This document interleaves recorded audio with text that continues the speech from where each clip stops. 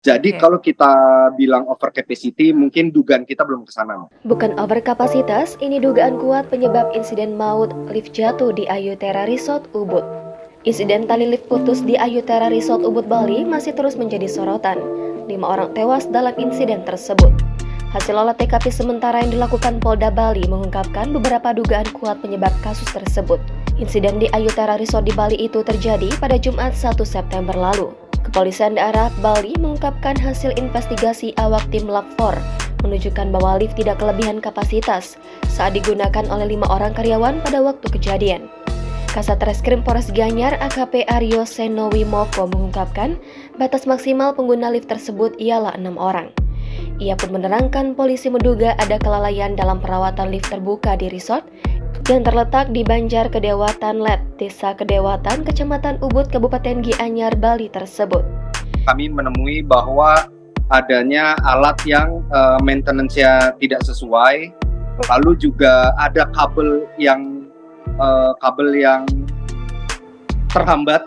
Lalu juga kami temukan bahwa baru 4 bulan yang lalu terkait dengan tali yang digunakan untuk mengangkat lift itu, talinya baru saja diganti, dan ada beberapa fakta-fakta yang secara teknis penyidikan tidak kami buka pada sore hari. Ia menjelaskan lift yang jatuh itu dibangun pada tahun 2019 untuk digunakan karyawan serta tamu.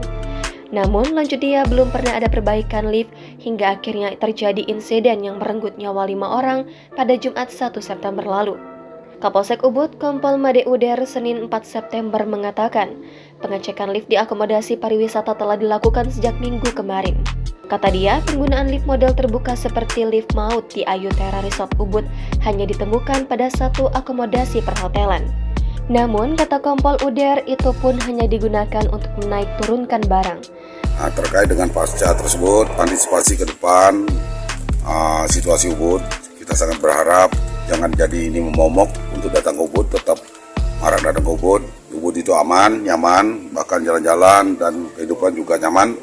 Dan yang mengantisipasi hal tersebut, kami dengan Pak Kanit Intel sudah mendata semua beberapa titik yang memiliki hal yang sama seperti ini.